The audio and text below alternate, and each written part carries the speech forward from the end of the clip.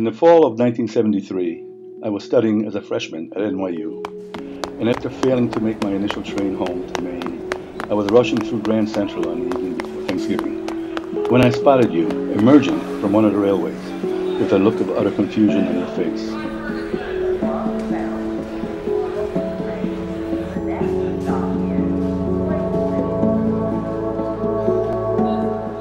You had the blondest hair I had ever seen in a plaid dress. I had never seen a plaid dress before. I was, in those early days, terribly shy, and if I am honest with myself,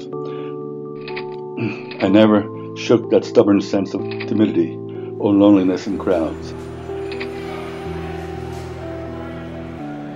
To this day, trying to explain the uncharacteristic courageousness of that seized me in that moment and inspired me to walk up to you and say, "Are you lost?"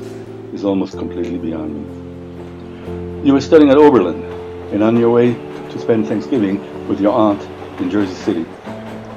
After explaining to you where you could get a bus, I asked, in spite of knowing it would mean sacrificing my last chance to spend the holiday with my family and likely infuriate my overprotective mother, if you wanted to get a drink, and you said yes.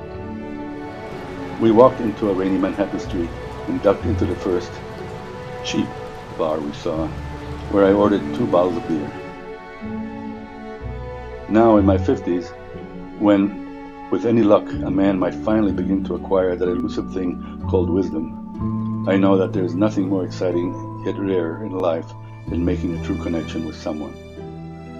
I have always been too sentimental for my own good, but in all honesty, I've never felt more at ease with anyone than I did laughing and talking to you. When I confessed that I purposely missed my train to keep talking to you, you smiled slyly and said, "Well, I guess it's only fair that I miss my bus." With no money for a cab, we walked to my Lower East Side dorm room, which was deserted aside from my German classmate Franklin, who kindly gave us a half-inch bottle of red wine. We made love that night, and in the morning, coached one another through shaky phone calls to our angry relatives back home. With the November cold turning the night's rain into a dreary winter mix, we stayed in bed all day, sipping coffee, smoking cigarettes, discussing politics and philosophy. You told me you had never felt so New York before.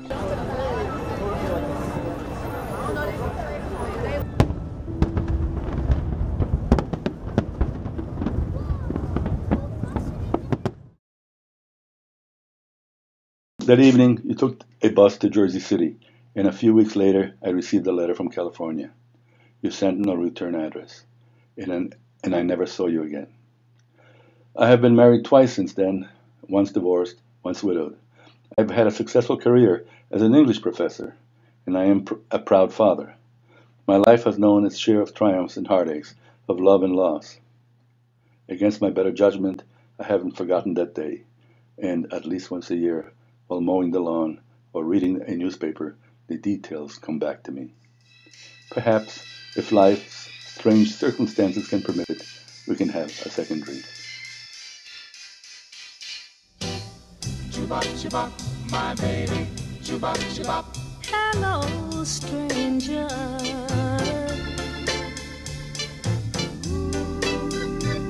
It seems so good to see you back again. How long has it been? Seems like a mighty long time. Chubop, chubop, my baby.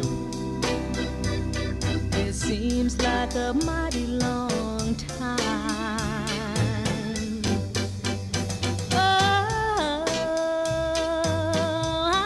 I'm so glad you stopped by to say hello to me. Remember, that's the way it used to be.